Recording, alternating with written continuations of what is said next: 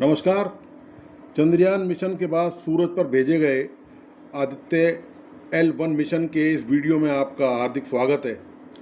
इस वीडियो को like subscribe करना और प्लीज़ बेल आइकॉन का बटन दबाना नहीं भूलें।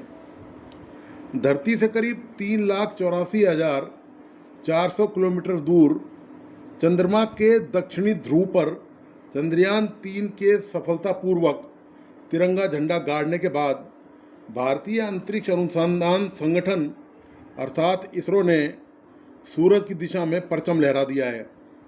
मानो आसमान कह रहा है, आओ और मुझे खोज कर और ऊंचाइयों तक ले जाओ। तो दोस्तों, इसरो के वैज्ञानिकों ने आदित्य L1 की सफलतापूर्वक लॉन्चिंग करके अंतरिक्ष में भारतीय उपलब्धियों के इतिहास में एक और स्वर्णिम अध्याय जोड़ दिया है। सूर्य का अध्ययन करने वाला यह भारत का पहला अंतरिक्ष आधारित मिशन है। अब बड़ा सवाल आता है कि आखिर इसरो का मिशन आदित्य L1 क्या करेगा। मिशन इसरो का सबसे कठिन मिशन है क्योंकि अब की बार चुनौती बड़ी है।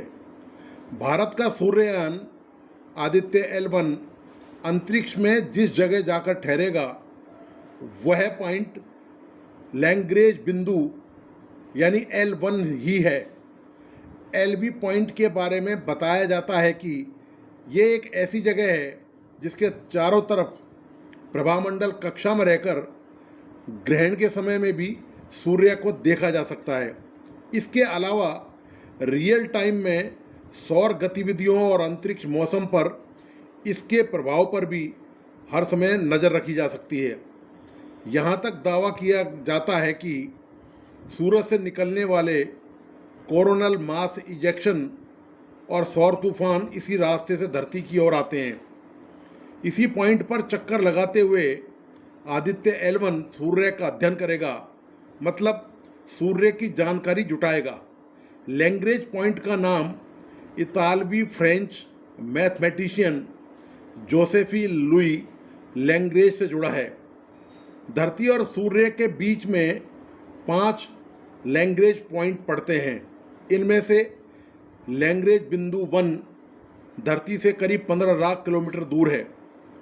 लैग्रेंज पॉइंट अंतरिक्ष में वे स्थान हैं जहां भेजा गया ऑब्जेक्ट वहीं रुक जाता है। लैग्रेंज बिंदुओं पर दो बड़े द्रव्यमानों का गुरुत्वाकर्षण खिंचाव एक छोटी वस्तु को उनके साथ चलने के लिए आवश्यक अभिकेंद्रीय बल के बराबर होता है। अंतरिक्ष में इन बिंदुओं का उपयोग अंतरिक्ष यान द्वारा स्थिति में बने रहने के लिए आवश्यक ईंधन की खपत को कम करने के लिए किया जा सकता है।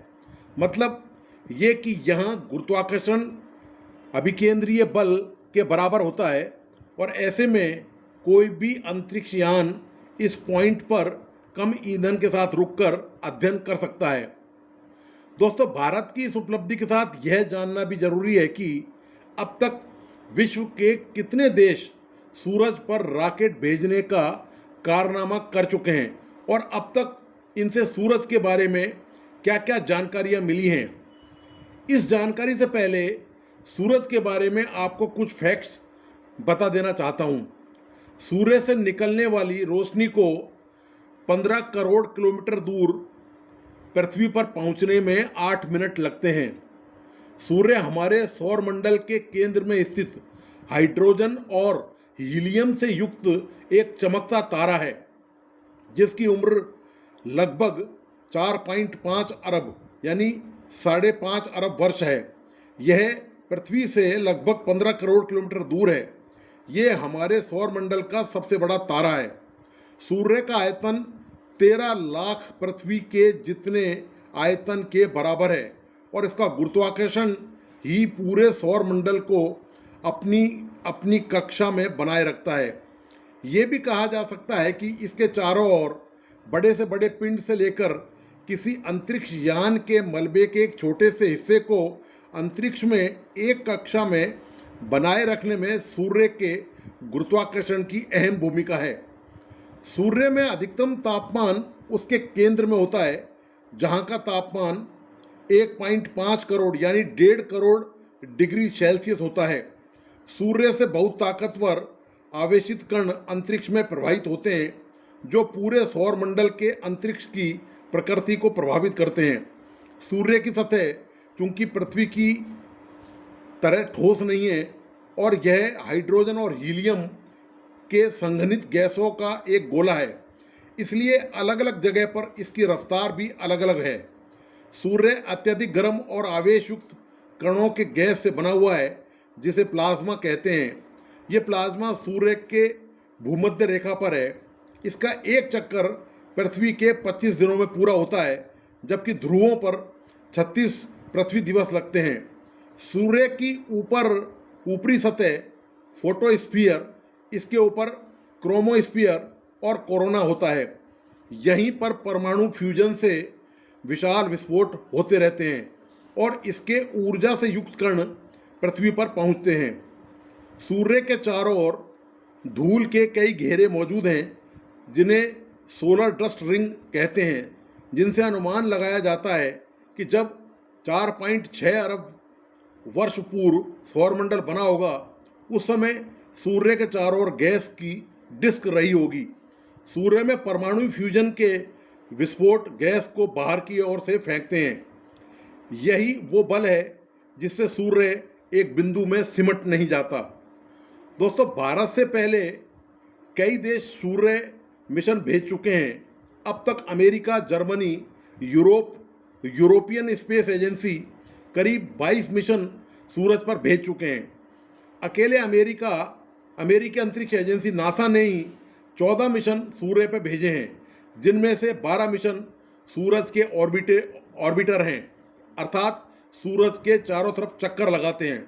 नासा ने सबसे पहली बार साल 1960 में सूरज पर मिशन पायोनियर 5 के तहत इसके स्पेसक्राफ्ट को भेजा था।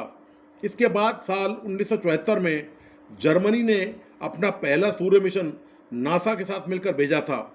यूरोपीय स्पेस एजेंसी ने भी नासा के साथ मिलकर ही अपना पहला सूर्य मिशन साल 1994 में भेजा था।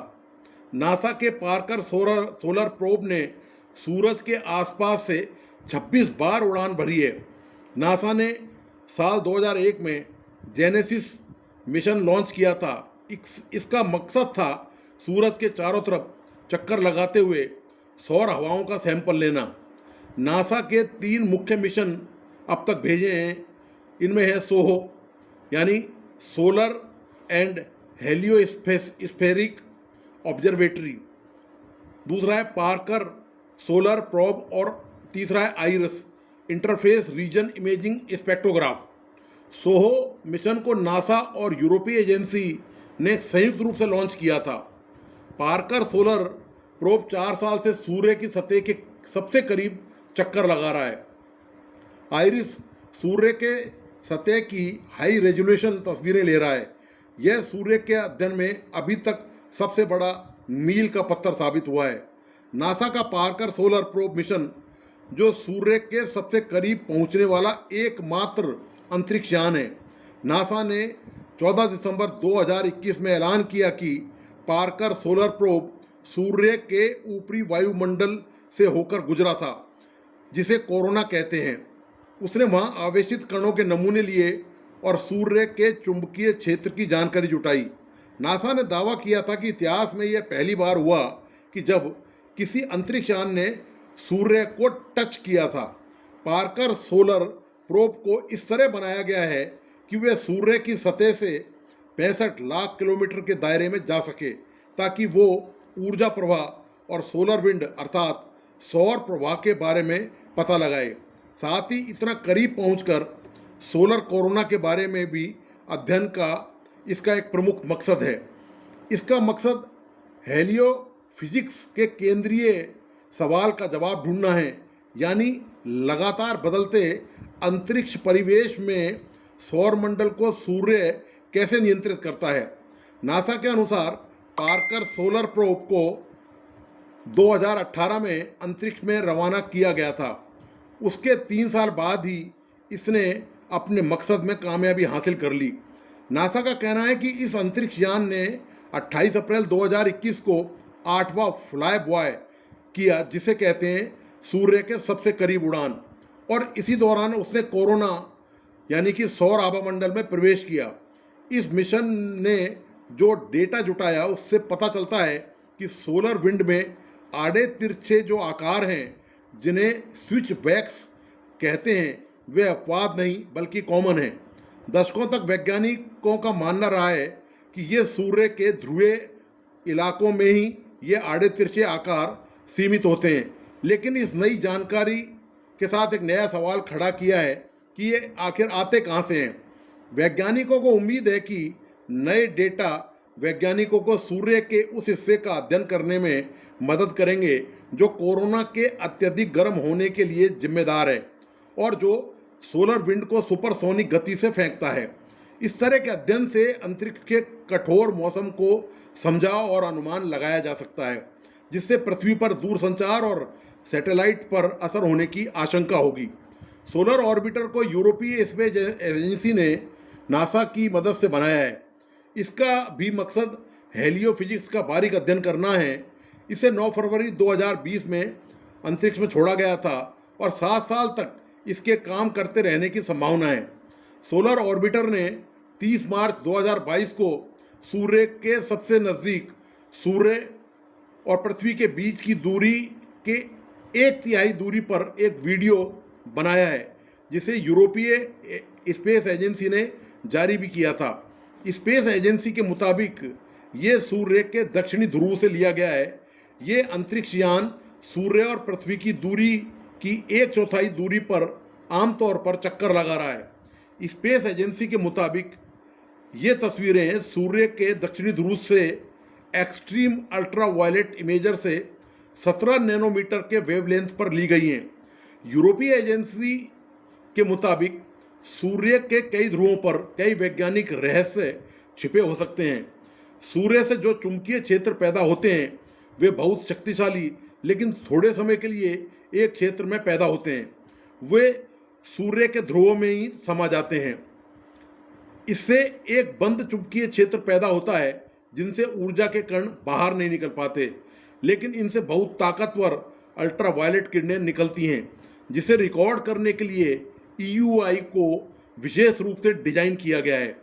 सोलर ऑर्बिटर 2025 में ग्रह शुक्र के गुरुत्वाकर्षण का इस्तेमाल करके अपने कक्ष में थोड़ा झुकेगा ताकि अंतरिक्ष यान के उपकरण सूर्य के ध्रुवों का अध्ययन कर सकें।